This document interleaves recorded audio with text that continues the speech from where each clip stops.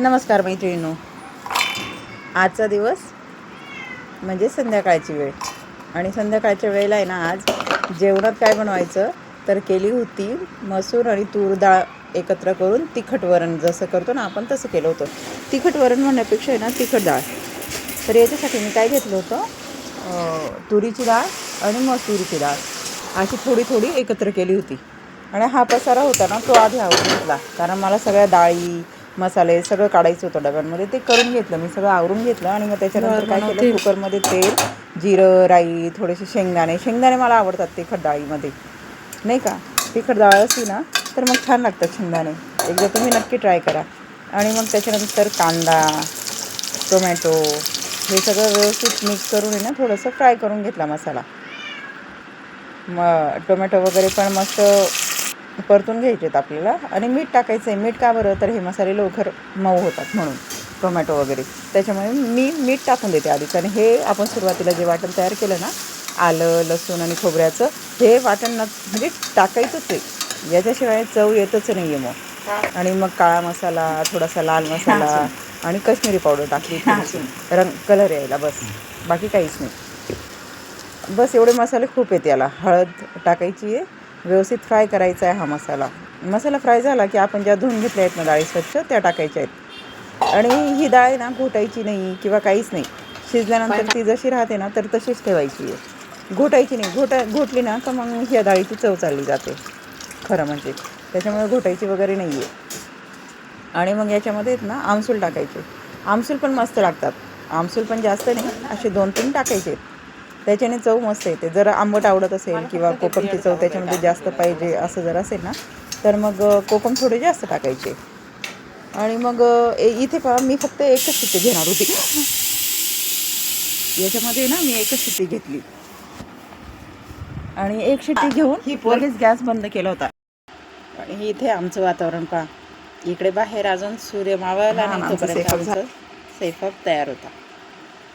वरण करतो ना आपण, त्यावेळेस आपण 2-3 शिट्ट्या घेतो आणि मऊ करून टाकतो एकदम डाळ. तरी याच्यामध्ये पहा, डाळ एकदम व्यवस्थित शिजली होती. म्हणजे एक शिट्टी गॅस बंद केला, वाफेवर होऊ दिली. हे पहा, अशी ना डाळ तरी अशीच ठेवायची. त्याला रवी मारायचं नाही काय किंवा जास्त मिक्स करायची नाही. थोडीशी अख्खी पाहिजे, पण ती शिजलेली असते. त्याच्यामुळे खायला छान लागते ती, नाही का. आणि एका बाजूला पहा, आमच्या मॅडमने आज ना कांदे भजी बनवले कांदे भजी. आता ती कांदे भजी बनवते तोपर्यंत मी एकीकडे भात ठेवणार होती. मग आधी काय केलं, भात आहे ना छोट्या गॅसवर ठेवून दिला, कारण मोठ्या गॅसवर आहे ना इथे भजे तळायचे होते. याला किती वरती पहा, किती मस्त दिसतोय ना. आणि इकडे आमचा स्वयंपाक चालू झालाय. इथे आता भजे बनवायचे. इथे भात टाकलाय, पण कोथिंबीर काय टाकली नाही आज हे पा, बडबड करते ही. मला खूप काम कमी आणि बडबड जास्त असते हिची. हे पा, भजे तेल गरम झालंय.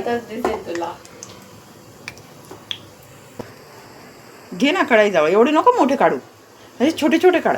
कांदा आहे ना त्याच्यात ऑलरेडी.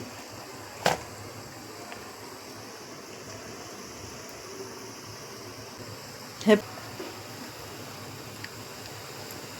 देखो देखो.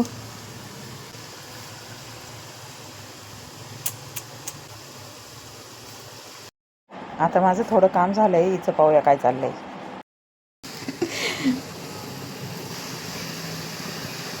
थोडासा नावाला थांब हे बस ना. पहा आता किती ओरडते, पहा तुम्हीच. असं असते हिचं, नाही का. तिला म्हणते व्यवस्थित तेल पहिले सगळं निथरून जाऊ दे, मग घेते तरी पण. आणि पहा त्याच्यानंतर असे मस्त भजे बनवले होते, म्हणजे डबल फ्राय केले होते. एकदा असे कच्चे थोडेसे काढून घेतले, मग त्याचे 2 तुकडे केले आणि परत तळले होते. आणि त्याच्याबरोबर मस्त अशा हिरव्या मिरच्या तळून घेतल्या होत्या. कारण भजे किंवा काही पण आपण ज्यावेळेस बनवतो तर एखादी मिरची पाहिजेच असते. आता पहा, आता भात पण केव्हाचा ठेवलेला होता बरं का, तर मग तो पण झालाच असेल, नाही का. तर मग पाहिला तर भात झालेला होता व्यवस्थित, किंवा पण सगळंच तयार होतं. मग डाळ पण, भजी पण आणि भात पण. आणि मग त्याच्यानंतर काय असतं, गरम गरम जेवण. मग भात, डाळ, त्याच्याबरोबर भजे, मिरची, असं सगळंच एकाच ताटात घेतलं कारण खूप भूक लागलेली होती. हां, भूक लागली कारण आता किती पण झालं तरी पण लवकर जेवण झालं की मग ताण नसतो असं वाटतं. त्याच्यानंतर आपलं ताट तयार केलं आणि मस्त गॅलरीत येऊन बसली नाही का जेवायला. तरी पण आता किती कसं मस्त वातावरण झालं आहे. अजून इतकं अंधार नाही झालं आहे पण आम्हाला भूक लागली आहे.